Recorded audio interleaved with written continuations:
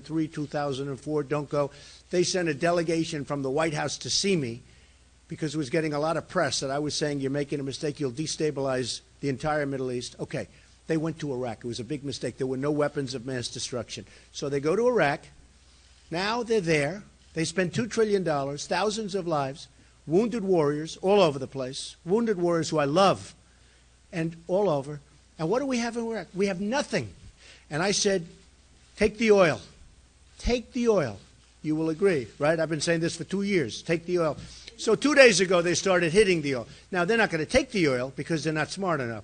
But at least they started hitting the oil. But the oil is a primary source of wealth for ISIS. So I said, hit the oil. But before ISIS, I said, take the oil. If we would have taken the oil, you wouldn't even have ISIS right now. You wouldn't have even had it. Yes. Okay, go ahead. Yes. Hold it 1 second. Go ahead.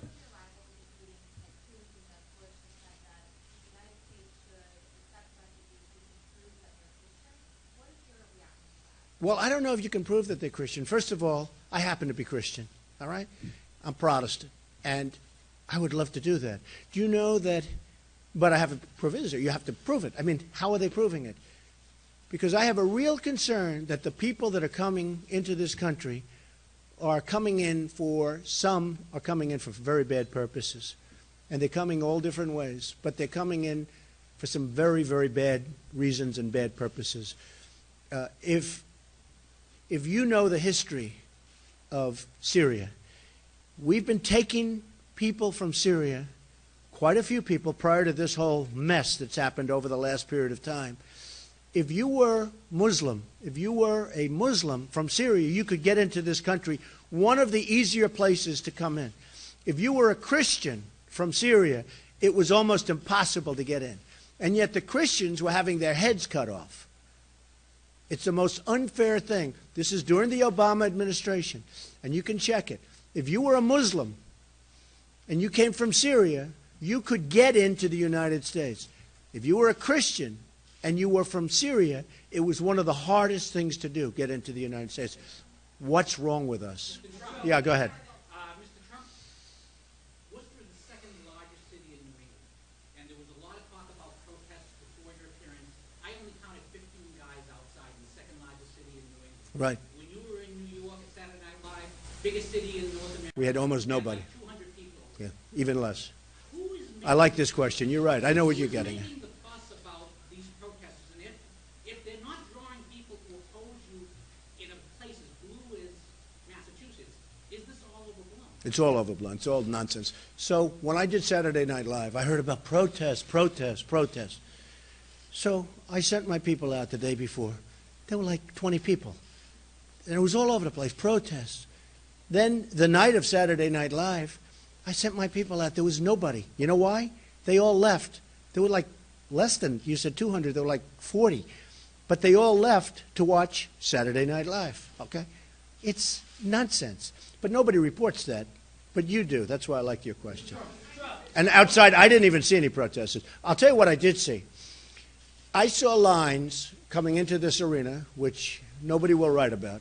I saw lines coming into this arena that were 4 or 5 blocks long. That it's amazing, actually, that the people that run the arena said they have never seen anything like this.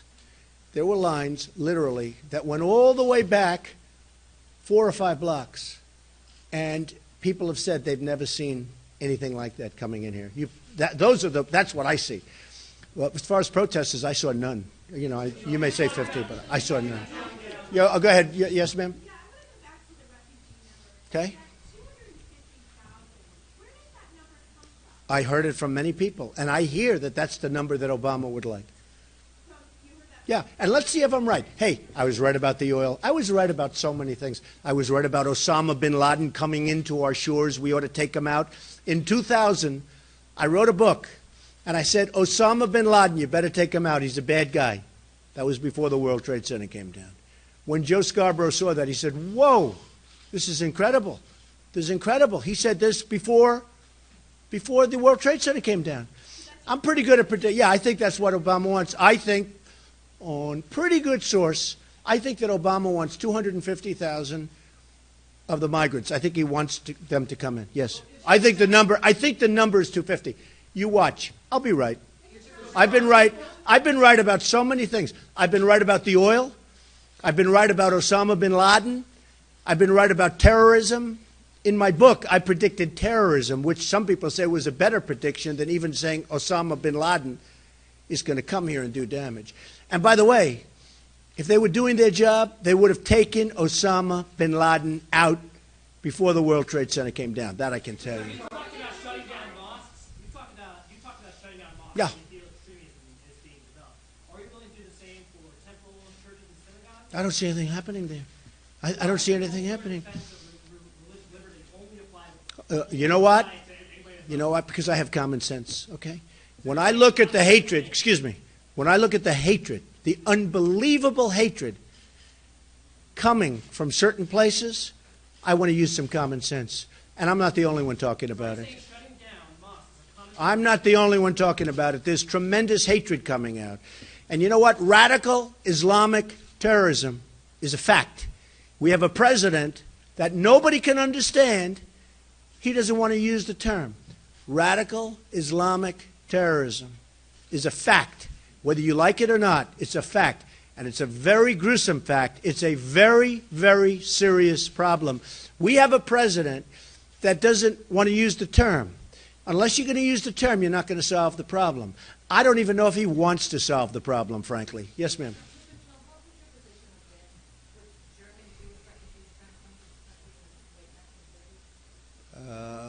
German Jewish refugees? I would have taken them. Yeah, different story. Much different story. Much different story. They weren't going to knock down the World Trade Center. They weren't going to do damage. They weren't going to do what happened in Paris. Much different story. No, I don't think so at all. I think it's common sense. I think the reason I'm leading in every poll, and by the way, now more than ever, we had a poll today, 42%, another one at 38%, 38 Reuters. The reason I'm leading is because it's common sense. People are tired of being led by stupid people. Okay? They're tired of being led by stupid people. Okay.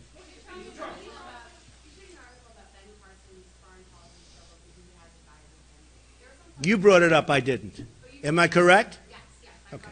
All right. Well, it's an article. It's on the front page of the New York Times. It says he's incapable of learning. That's a pretty serious problem. I don't want somebody incapable of learning foreign policy. When we have ISIS, when we have Iran, when we have all of these problems, we made Iran a great power because of our president's incompetence and because of the incompetence of John Kerry. We've made Iran a great power. We've given them $150 billion. We've given them the right to go nuclear, as far as I'm concerned. And you're going to have nuclear proliferation all over the place. And we don't even get back our prisoners. And they can self-inspect. So we have done things that are beyond belief dumb, okay? When the New York Times, and again, you brought it up. I did not bring it up. But when the New York Times writes a devastating piece, not only the New York Times, there are many others. I happened to watch the show on Fox that some people refer to. And I frankly could not believe it. But when the New York Times says essentially that he's, from his top advisor and a couple of others, that he's essentially incapable of learning foreign policy, I mean, that's pretty sad. Well, excuse me, do you agree? Huh? You're a reporter, you're not allowed to agree. Okay. Wait, 1 second.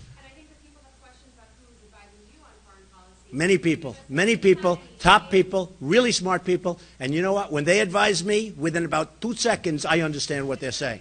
I don't always agree with them. Let me tell you. I don't always agree with them.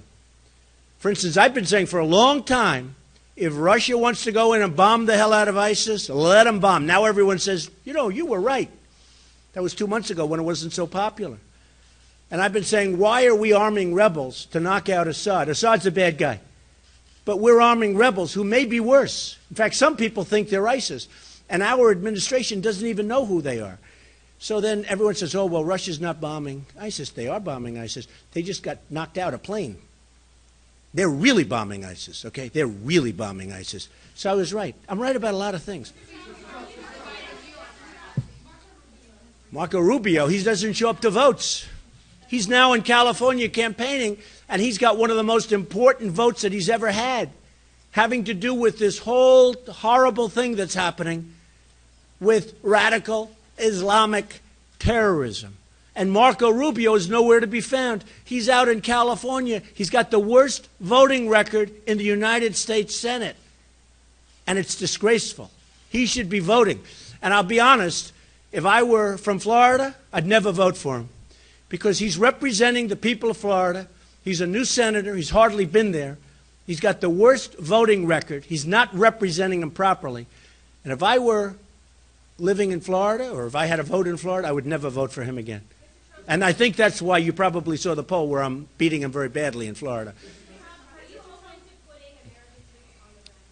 If need be, yeah, we got to get rid of ISIS quickly, quickly. Not for a long time. Let me tell you what I really want to do. I want to get other people to put troops on the ground. And we'll back them up 100% and we'll bomb the hell out of them. But I want to get other countries. And one of the things we have to do, I think one of the most underutilized and poorly treated groups of people are the Kurds. They fight. They actually fight. And we don't treat them right. We don't get them the kind of equipment. We give equipment to others, and a bullet's fired in the air and they run. And the enemy takes over the equipment. 2,300 Humvees, armor-plated. One bullet gets fired, they're running. The Kurds have been fighters. Also, other countries. Now, you look at the Gulf states. They're doing very little. They're really doing very little. You look at some of these other countries in the area. We got to get them energized. We got to get them to fight. Okay? Yes, ma'am. I have a lot. Right. Okay, first of all, let me just tell you something. If we had people where we had a Second Amendment there, people would have had guns in that room. And instead of having hundreds of people in these different areas with no protection, no guns whatsoever, you would have had some people having guns and would have been a quick shootout.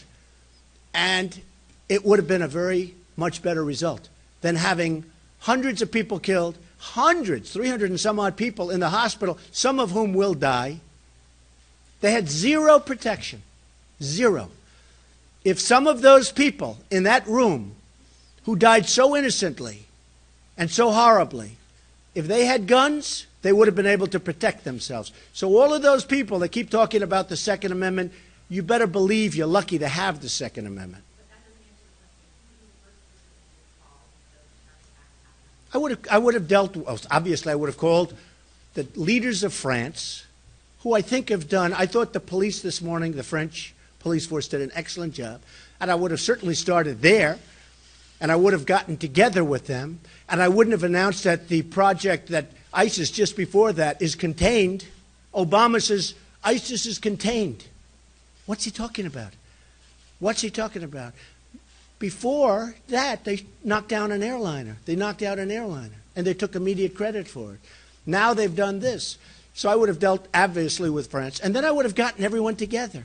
You know, we don't get people together. We don't have coalitions because we're too lazy and too incompetent. You know, putting together a coalition is hard. It's hard.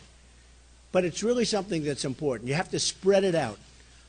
And I would have gotten everybody together, and believe me, they would have had hell to pay. The other thing I think that's very important, and I think the press is making a tremendous mistake, and I think it's very foolish of the press, and I don't think they do it intentionally, but they're being used. I see this guy who they called the mastermind. Everyone calls him the mastermind. You do. Everybody calls him the mastermind. He's not a mastermind. He's a low-form thug. He's a coward. There's no mastermind. This is no smart guy. There's no brilliant guy. He gets people to go into a room armed with AK-47s and all sorts of rifles and guns and everything they can carry, and he gets them to start shooting people. That's not a mastermind. That's a low-class animal. And what you have to do is stop using the word mastermind. People talk, oh, the mastermind. Because what's happening, because of the press and the stupidity of the press and the reporting, where they use terms like that to describe somebody who is not at all Probably if you gave him an aptitude test, he'd be at a very low level. Believe me, I guarantee you he'd be at a very low level. Not a mastermind. You ought to stop using terms like that to describe the leader of the pack. Because there's nothing brilliant about somebody walking into a room and shooting people indiscriminately. Okay? All right, one or two more. Yeah.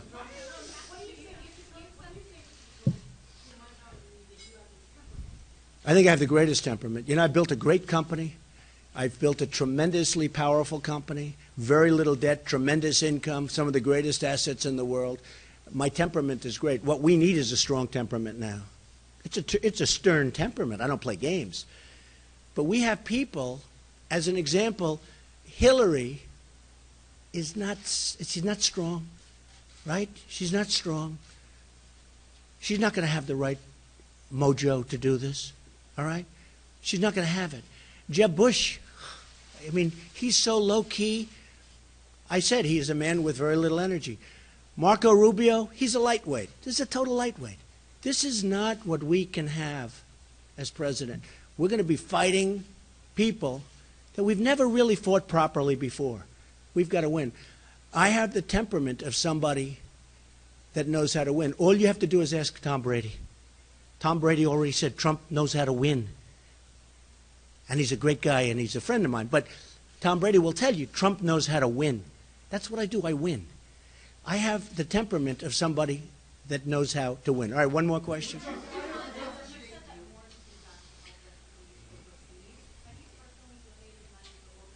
No, but I would. I mean, if the opportunity presented itself, I certainly would. I feel very badly for those people. But as a country, we cannot do what a very incompetent group of leaders wants us to do. Thank you all very much. Thank you. What? How was what? The Adele was great. Her voice is fabulous. Really, it was great. Because I love it. That's why. And I love the people, and they've been so supportive. And I get notes and letters and emails and everything from this area. And I don't know if you saw, but in Massachusetts, we have a 48 in terms of the poll. And I think second is what, like 9 or 11?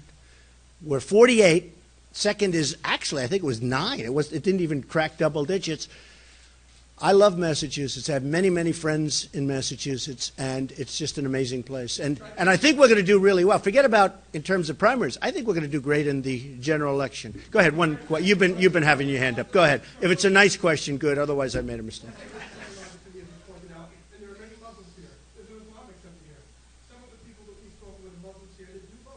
Right. They'll probably vote for me. Just like I'm going to win the Hispanic vote, and everyone says, oh, you know, a poll came out today in Nevada. I do great with the Hispanics. I'm going to do great with the Muslims. They understand what I'm saying. We're talking about safety. We're talking about safety. We're talking about security. We need it. Look what happened. Look what's happening all over the world. Look what's happening. And much of it is our fault because we have totally destabilized the Middle East. Much of what you're seeing in the Middle East and now going into Europe is our fault because we've had leaders that don't have a clue. But I think I'll do very well. Go ahead, back.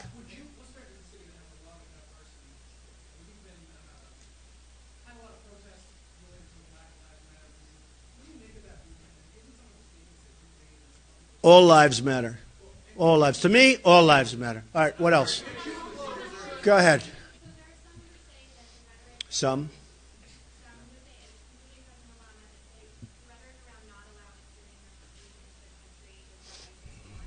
Okay, here's the story. If Obama ran for election today, I think people would laugh him out of... I'm telling you, I think that Obama does not understand what's happening to this country. I think that Obama does not understand what's happened to this country under his leadership, if you want to use the word leadership. I think that Obama has been a horrible president, and he's doing this country a tremendous disservice right now. Tremendous disservice. Thank you. Thank you. Thank you, everybody.